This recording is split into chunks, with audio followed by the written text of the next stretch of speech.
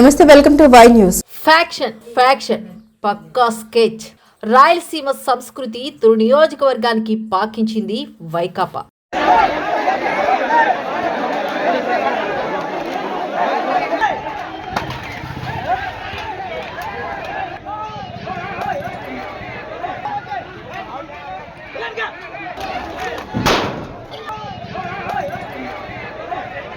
ఓటమి మాటున దాగిన కక్ష బుసలు కొట్టింది. రాజ్యాధికారంతో గతంలో ఆంధ్రజ్యోతి జర్నలిస్ట్ కాతా సత్యనారాయణ పొట్టన పెట్టుకున్నట్లే నిన్న కోటనందూరు మండలం అల్లిపూడిలో తెలుగుదేశం పార్టీ కార్యకర్తను పొట్టన పెట్టుకున్నారు వైకాపా నేతలు. అందరికీ నమస్కారం. మాది అల్లిపూడి గ్రామం. నిన్న రాత్రి నా పుట్టినరోజు వేడుకలు జరుపుకోవడానికి మేము ఎస్సీ కాలనీ, మా ఊరు ఎస్సీ కాలనీలో ఏర్పాట్లు చేయడం జరిగింది. ఆ ఏర్పాట్ల నిమిత్తం ఇక్కడ నుంచి మేము అందరం మా ఊరు రామాలయం నుంచి ఎస్సీ కాలనీ 1కి వెళ్ళి ఈ వేడుకలు చేసుకొని తిరిగి వచ్చాము. అప్పటికే వీళ్ళందరూ ఆ చిన్నబాబు అన్న వ్యక్తి వాళ్ళ ఇంటి ముందు గుమిగూడై ఉన్నారు. మేము ఏదో వాళ్ళ కార్యక్రమంలో వాళ్ళు ఉన్నారనేసి మేము మా కార్యక్రమం దగ్గరికి మేము వచ్చి అక్కడ ముగ్గుల పోటీలకి దీనికి సంబంధించిన కల్చరల్ యాక్టివిటీ ప్రోగ్రాం పెట్టుకున్నాం. ఆ ప్రోగ్రాం దగ్గరికి మేము వచ్చి కార్యక్రమం చేసుకుంటుంటే ఈ లోపల మా కుర్రోడికి చిన్న పన్ను ఉందని చెప్పేసి బండి మీద వెళ్తే తనను లాగి కొట్టేసి కత్తితో దౌర్జన్యం చేయడం జరిగింది. ఈ జరిగిందన్న విషయం తెలుసుకొని మేము అందరం వెళ్ళి మాట్లాడుతుండగానే పక్క నుండి వేరే మా లాలం బంగారయ్య అనే వ్యక్తిని దౌర్జన్యంగా దారుణంగా కత్తితో పొడిచి చంపేశారు. కొద్దిగా ప్రాణం ఉండగా మేము గవర్నమెంట్ హాస్పిటల్కి తీసుకొచ్చిన ఒక 10 నిమిషాలు ట్రీట్మెంట్ జరుగుతుండగా చనిపోయాడు. రాజకీయంగా కేవలం వాళ్ళ ప్రాతినిధ్యం పెంచుకోవడం కోసమే ఈ కార్యక్రమం చేపట్టారని మా ఉద్దేశం. అంటే ఏముంది సార్, ఊరి డెవలప్మెంట్ మేము కొద్దిగా యాక్టివిటీగా చేస్తున్నాం. ఈ మధ్య మా ఎమ్మెల్యే మేడం గారు మా ఊరిని P4 విధానంలో దత్తత గ్రామం కింద తీసుకోవడం జరిగింది. అందులో భాగంగా డెవలప్మెంట్ కార్యక్రమాలు మేము చేస్తున్నాము. ఊరిలో వీళ్ళు వచ్చారు, అంతా కామ్గా జరుగుతుంది, అంతా హ్యాపీగా ఉన్నది, ప్రతి కార్యక్రమం చేస్తున్నారు అని చెప్పేసి జనాలు అనుకుంటున్నారు. దాన్ని వారం లేక వీళ్ళందరూ ఏంటంటే ఏదో విధంగా మమ్మల్ని టార్గెట్ చేయడం జరిగిందండి. చాలా వరకు స్వయంగా నేనే ఉండి చాలా వరకు నేను అదుపు చేయడానికి ప్రయత్నం చేశాను. కానీ వాళ్ళు చేసిన దగ్గర నా బలం సరిపోలేదు. ఆ టైంకి ఎంతమంది ఉన్నారండి? వాళ్ళు సుమారు 50 మంది ఉంటారు సార్. కత్తులతో పెద్ద ఐరన్ రాడ్లతో పట్టుకుని ఉన్నారు సార్. అంటే ఈ పండగ పూట పోలీస్ డిపార్ట్మెంట్ కూడా ఎలా ఉంటుంది? మేము ఇలాంటి సెన్సిటివ్ గ్రామాల్లో, అల్లిపూడి లాంటి సెన్సిటివ్ గ్రామాల్లో పోలీసులు కూడా బందోబస్తు ఏర్పాటు చేస్తారు. గతంలో కూడా ఏర్పాటు చేశారు. మరి ఈసారి ఏర్పాటు చేయకపోవడానికి కారణం ఏంటి?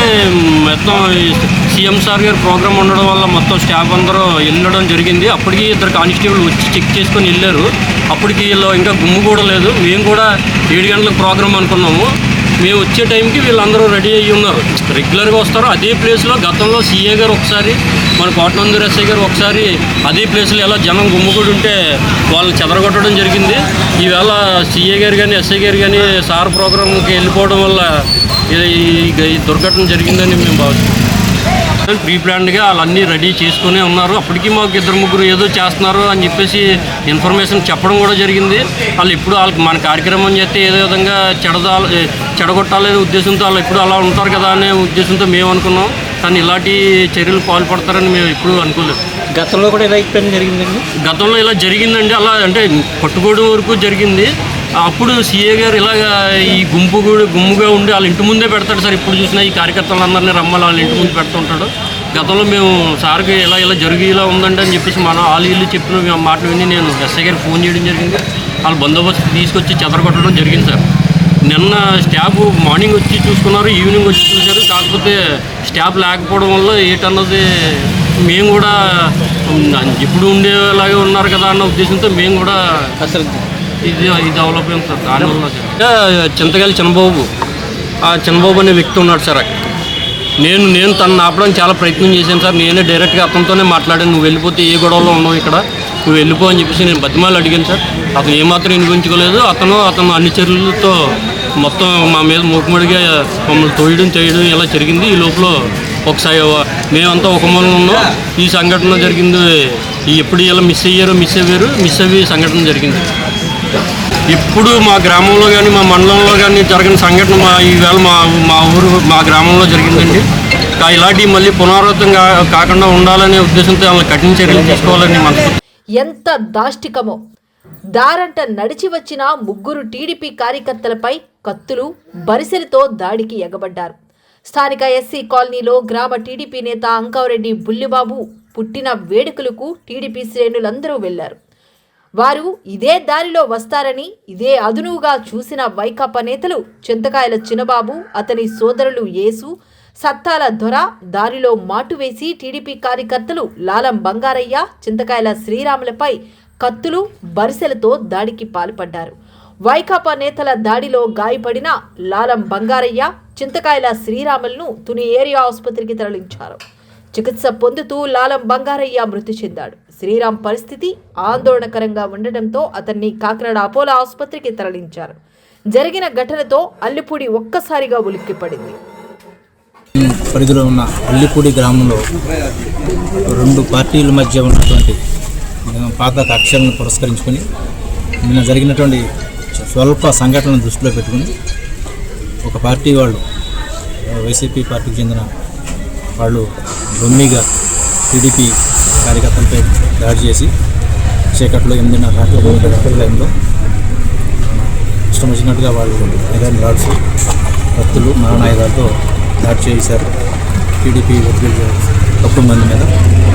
అందులో నలుగురికి గాయాలు గట్టిగా తగిలాయి. అందులో ఒకరికి స్టాబ్ ఇంజరీస్ ఉండడం వలన తుని హాస్పిటల్ తీసుకొచ్చే టైంకి బంగారయ్య అనే వ్యక్తి టీడీపీ కార్యకర్త చనిపోయాడు. రెండో వ్యక్తిని మెరుగైన వైద్యం నిమిత్తం కాకినాడ ఆసుపత్రికి రిఫర్ చేశారు. మరొక ఇద్దరు అవుట్ పేషెంట్గా తుని గవర్నమెంట్ హాస్పిటల్లో వైద్యం పొంది డిశ్చార్జ్ అయ్యారు. ఇది కేవలం పాత కక్షలు, గత ప్రభుత్వంలో జరిగినట్టు పాత కక్షలు, తప్పుడు కేసులు పెట్టారనే ఉద్దేశంతో ఇప్పుడు ఉన్నటువంటి సినారీలో కావాలని దాన్ని ఉన్న క్యాడర్ని ఏదే విధంగా డిమాండ్ చేయాలనే ఉద్దేశంతో దాడి చేసినట్టుగా కనిపిస్తూ ఉంది. వెంటనే పోలీసులు స్పందించి అక్కడ రాత్రి మా యొక్క ఎస్పీ గారి ఆదేశాలను గ్రామంలో పోలీస్ పికెట్ 20,000 మందితో పోలీస్ పికెట్ ఏర్పాటు చేసి తదుపరిటువంటి వాంఛనీయ సంఘటనలపై చర్యలు తీసుకోవడం జరిగింది. అదేవిధంగా కేసు నమోదు చేసి జరిగిన సంఘటనలపై ప్రత్యక్ష సాక్షులు, సర్కమ్స్టాన్షియల్ ఎవిడెన్స్ గ్యాదర్ చేసుకుని ముద్దాయిల్ని తప్పుకోవడానికి ప్రయత్నం చేస్తున్నాం. కొంతమంది అనుమానితున్నప్పటికే ఇప్పటికే మేము అదుపులోకి తీసుకుని విచారిస్తున్నాం. పూర్తి విచారణ అనంతరం ముద్దాయిల్ని ఒకటి షార్ట్ టైంలోనే షార్ట్ టైంలో చేసి మిగతా విషయాలన్నీ కూడా మీకు కులంగా వివరిస్తాం. సార్, పోలీస్ కస్టడీలో ఇప్పటికి ఎవరన్నా ఎంతమంది అదుపులో తీసుకున్నారు? అనుమానితులు ఉన్నారు. ఏ కొత్తపల్లిలో నిన్న ఈ కనుమాదం దృష్టిలో పెట్టుకొని ఆటలాడుకునే దగ్గర ఒక గొడవ జరిగింది. వెంటనే మన పోలీసులు స్పందించి వాళ్ళు చెదరగొట్టారు. దానిపై కూడా కేసు నమోదు చేసి 6 మీద ఇప్పుడు అదుపులో తీసుకోవడం జరిగింది. కఠినమైన చర్యలు తీసుకుంటాం. అది కూడా రాజకీయ అంటే అక్కడ జరిగినటువంటి గేమ్స్లో జరిగినటువంటి విషయాలు. కాకపోతే ఇద్దరు చెరొక పార్టీకి చెందిన వ్యక్తులు. అంటే ఇప్పుడు అల్లిపూడిలో ఎంతమంది దాడి చేశారు సార్? ఏంటి, ఎలాంటి ఆయుధాలతో? ఐరన్ రాడ్స్, నైఫ్స్, కత్తులు, కర్రలు, అక్కడ సీన్లో బ్లేడ్లు కూడా దొరికినాయి. నాణాయుధాలతో అయితే చేశారు. ఎంతమంది కావాలనే ఉద్దేశంతో సుమారు ఒక 50 మంది వరకు దాడిలో పాల్గొన్నారని ప్రత్యక్ష సాక్షులు చెప్తున్నారు. 10 మంది వరకు ఐడెంటిఫై చేశారు ముద్దాయిలుగా. వాళ్ళని కొంతమందిని విచారిస్తున్నాం. ఇటువైపు అయితే 4గురికి గాయాలు తగిలి ఒక అతను చనిపోయారు. మెయిన్గా ఎవరు ఉన్నారు సార్? అంటే ఇంకా తెలియదు, విచారిస్తున్నాం. పొలిటికల్ రైవాలిటీస్తోనే జరిగిందంట. పొలిటికల్ రైవాలిటీస్ మనం 2 గ్రూపుల మధ్య ఉన్నటువంటి రైవాలిటీ దృష్టి పెట్టి మనం 2 వర్గాలని మనం బైండ్ అవుట్ చేసాం, కేసులు నమోదు చేసాం. ఎప్పటికప్పుడు ట్రబుల్ మాంగర్స్ని పిలిపించి పోలీస్ స్టేషన్లో కౌన్సిలింగ్ చేస్తున్నాం. అయినా కానీ నిన్న ఒక చిన్న ఇష్యూని దృష్టిలో పెట్టుకొని ఈ దాడి జరిగింది. బర్త్డే కార్యక్రమం బర్త్డే కార్యక్రమం పెట్టుకున్నారు. దీనికి ప్రీవియస్గా ఒక వ్యక్తి రాజమండ్రిలో ఒక షాప్కి వెళ్ళి బట్టలు కొనుక్కోవడానికి 15 రోజుల క్రితం వెళ్ళినప్పుడు అక్కడ ఉన్న వ్యక్తి ఇక్కడ ఉన్నటువంటి వైసీపీ అతనికి ఫోన్ చేసి ఎవరో బట్టలు కొనుక్కోవడానికి వచ్చి అంటే అది అతను మన వర్గం కాదు, అడిగేమి డిస్కౌంట్ ఇవ్వట్లేదని చెప్పడం జరిగింది. ఆ వ్యక్తి నిన్న ఊర్లోకి వచ్చినప్పుడు వీళ్ళు నిలదీశారు. ఊళ్ళో విషయాలు నువ్వు బయట అక్కడ మా పరువు తీయడం పెట్టాను మీద చిన్న ఘర్షణ అయింది. దాన్ని దృష్టిలో పెట్టుకొని వీళ్ళు దారి కాచి ఈ దౌర్జన్యం చేశారు. రెడ్ పార్టీ వాళ్ళని అదుపులో తీసుకున్నారు సార్. లేదు, ప్రస్తుతానికి అయితే మా దగ్గర ఒక పార్టీ ఉన్నారు. రెండో పార్టీ కూడా ఆల్రెడీ ఇంజర్డ్ కదా హాస్పిటల్లో.